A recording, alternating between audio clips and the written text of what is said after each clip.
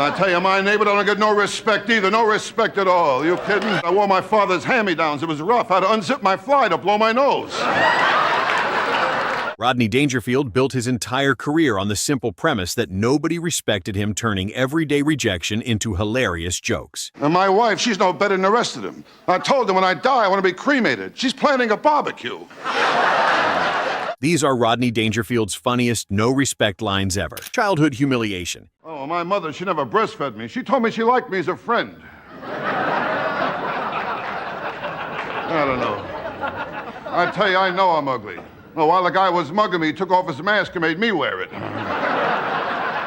Born, I got no respect. The doctor told my mother I did all I could, but he pulled through anyway.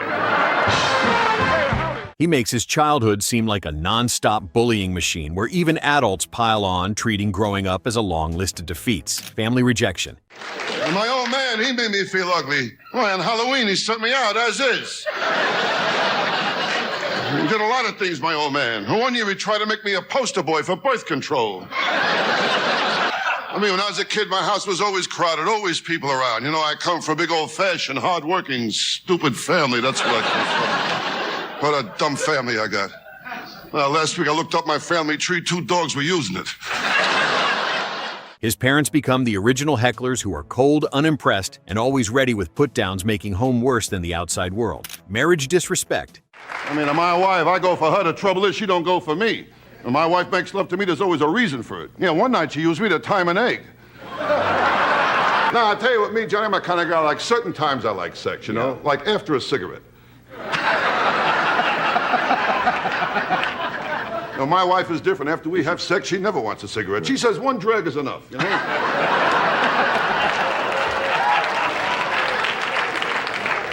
My wife, she can't do nothing right. I always have trouble with my wife. You can't do nothing right, Johnny. I mean, I took her to the ballet. She forgot the sandwiches. The marriage dynamic feels like he's losing every argument before it starts, with the funny part being how he tells it like normal daily life. Parenting humiliation. And my kids, they don't help either. The other day I told my kid, I said, someday you'll have children of your own. He said, so will you. Smart kid I got. The other day I told him about the birds and the bees. He told me about my wife and a butcher. I tell you, I can't relax. My kid drives me nuts. The other day I told him, I says, you're young, you don't have it upstairs. He told me I'm old, I don't have it downstairs. He paints kids as tiny adults who judge him nonstop and never show admiration, with the reversal being he's the one getting grounded emotionally. No respect on the elevator. Every time I get in an elevator, the operator says the same thing to me. Basement? Why, I went to the zoo, the lion kept going like this to me. Even a random elevator operator has a scripted insult ready, showing how fast disrespect shows up in normal public life. Career disrespect. Yeah, she keeps throwing up when I worked in Las Vegas. I went broke playing the slot machines, you know? I'll tell you, Las Vegas, I got slot machines all over, even in supermarkets. I went in to buy a container of milk, cost me $238. I was an ugly kid, too. I worked in a pet store. People kept asking how big I get. Jobs become places where everyone knows he's the easiest target, making him always feel doomed the second he clocks in. Dating disasters. And this girl was no bargain either. She was fat. Fat, huh? How fat? When she wears high heels, she strikes oil, okay? She's fat. I tell you, every time I buy a car, I get stuck. You know, the salesman always says she's a beauty, never says he's a beauty. I found out why, because a car and a girl are very much alike. I mean, with either one, a car or a girl, when you're going to use one, they always lie about the mileage. Romance feels like a losing game where he's never the prize, as his confidence versus reality gets shattered instantly. Mental health punchlines. I'll tell you, last week was a rough week for me. I broke up my psychiatrist, too. He told me I'm going crazy. I said to him, if you don't mind, I'd like a second opinion. He said, all right, you're ugly, too. Life's not easy. Not easy. You can't trust doctors either. They're all mixed up. You really kidding? think so, huh? My proctologist used to be a photographer. Yeah? Hey, he took x-rays, told me to bend over and say cheese. Therapy should be the one safe place, but Rodney makes it the harshest room of all, with the official diagnosis turning into an insult. The doctor line. Strange doctor. Strange Oh, doctor. hey, you kidding? I asked him if my heart was strong enough for sex. He told me not if I join in, you know? I'll tell you my trouble. I got the wrong doctor. You know my doctor. Dr. Vinny Boombas. Know my doctor? Life's not easy. Not easy. You can't trust doctors either. They're all mixed up. You really kidding? think so, huh? My proctologist used to be a photographer. Yeah? The doctor's office becomes a roast where even professional help comes with insults as the doctor casually crushes him. Customer humiliation. He told me to run 5 miles a day for 2 weeks. I called him up. I said, Doc, I'm 70 miles from my house. Oh, I got the wrong doctor. You know my doctor, Dr. Vinny Goombas. Know my doctor? Life not easy. Not easy. You can't trust doctors either. They're all mixed up. You really kidding? think so, huh? My proctologist used to be a photographer. Yeah. Everyday errands feel like public trials where staff openly judge him, turning simple transactions into insults. Waiters and service staff become critics, as Dangerfield makes ordering food feel like an interrogation, while the customer humiliation angle works because everyone's experienced bad service. But Rodney takes it further, making servers sound actively hostile. Rodney's always broke. Yeah, she keeps throwing up when I worked Las Vegas. I went broke playing the slot machines, you know. I'll tell you, Las Vegas, I got slot machines all over, even in supermarkets. I went in to buy a container of milk, cost me $238. I live in New York on the west side, you know. Rough neighborhood, rough. I'll tell you, I live in the only neighborhood when I plan my budget, I allow for hold-up money. What a neighborhood. Well, the first day I moved in, I asked a cop, I said, how long I walk to the subway? He said, I don't know, so far, no one ever made it. He frames money as something that avoids him on purpose, with even small wins becoming humiliations as financial success stays permanently out of reach. The always broke or taken angle shows Rodney can't keep money even when he gets it, while the money avoiding him on purpose personifies currency as actively hostile. The health scare. Well, the whole thing goes back to my childhood. My uncle's dying wish, he wanted me on his lap. He was in the electric chair. What a childhood I had. The other kids made fun of me, made fun of my cousin too. They called him Four Eyes. And later on, he got glasses, then they called him Eight Eyes. I mean, in my block, the kids were tough. All over my face, I had pimples. They used to grab me and play connect the dots.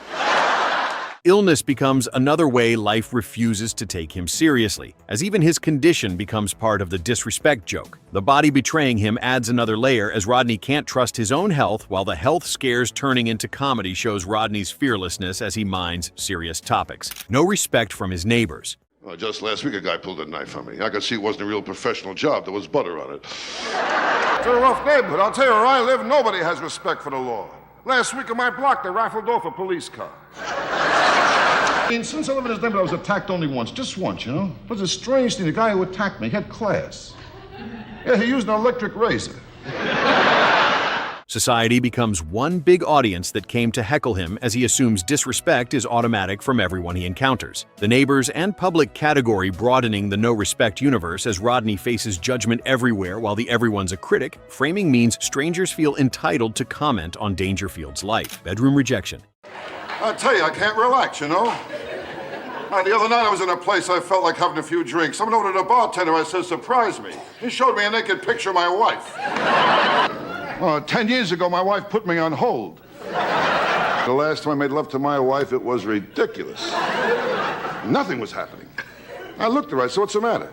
Can't you think of anyone either? And I know my wife cheats on me. Every time I come home, the parrot says, quick, out the window, you know? Intimacy feels like a negotiation he always loses, with the brutal bluntness of the rejection being the laugh. The romance turning into rejection shows Rodney can't succeed even in private, while the bedroom category being his most vulnerable material, as intimacy requires mutual attraction. Dangerfield's Insecurities. Kid, I was an ugly kid, too. How ugly? I'm telling you, my proctologist, he stuck his finger in my mouth. You're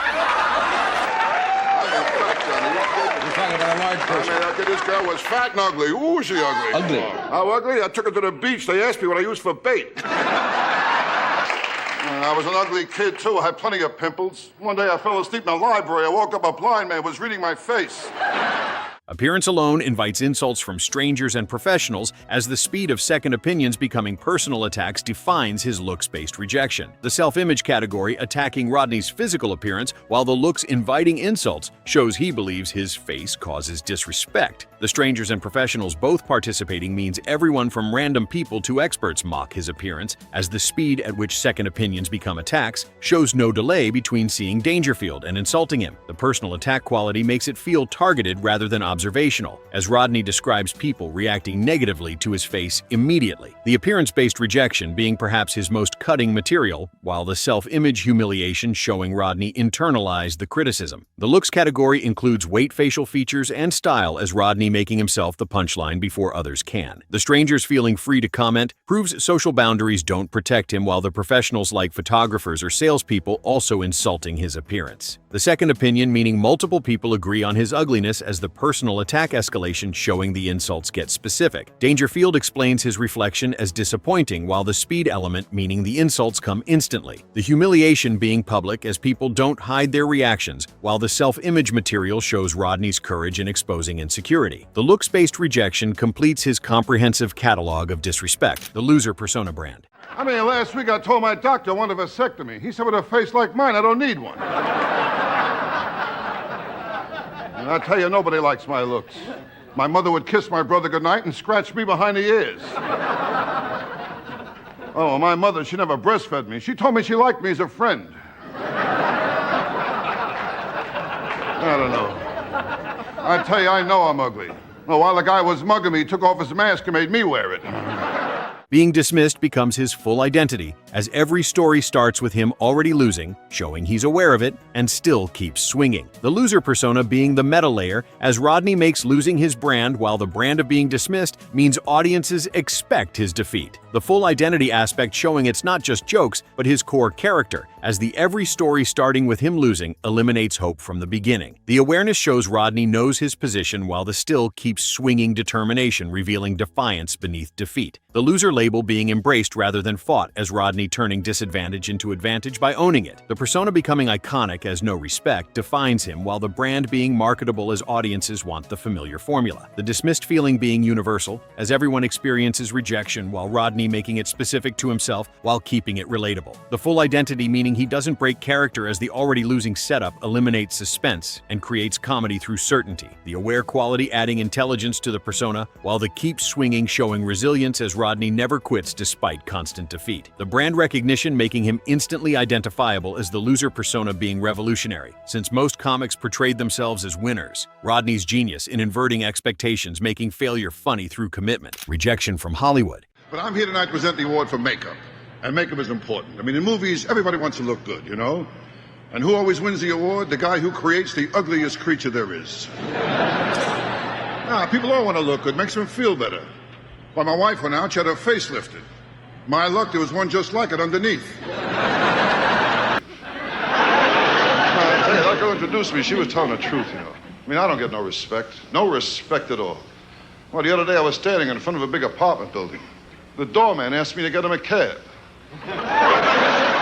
Entertainment morphs into a machine built to ignore him unless he forces attention, as career setbacks turn into quick punchlines revealing his industry struggle. The Hollywood and show business category showing even success didn't eliminate disrespect, while the machine metaphor suggesting impersonal systematic rejection. The built to ignore him framing makes the industry actively hostile, as the force's attention shows Dangerfield had to fight for recognition. The career setbacks including failed auditions, bad reviews, or being passed over, while the quick punches demonstrate his ability to mine disappointment immediately. The industry rejection being particularly painful, as entertainment was his profession, while Rodney described producers dismissing him or audiences walking out. The entertainment world becoming another arena of disrespect, as the machine being built suggests intentional design to exclude him. The forcing attention showing his aggressive approach to fame, while the career material includes specific incidents of professional humiliation. The setbacks turning into punchlines showing resilience through humor, as the Hollywood rejection adding irony since he became famous despite being dismissed. The show business angle includes clubs, television, and film, while Rodney makes his struggle part of his act. The industry being the ultimate validation, yet still providing no respect, as the rejection cycle continues even after success. Rodney Dangerfield became a comedy blueprint by making himself the perpetual punchline with unreplicatable timing and complete commitment that could create a comedy legacy that still resonates with us over 50 years later. Which no respect line do you think was Rodney's funniest? Let us know in the comments, and don't forget to subscribe for more legendary comedy moments.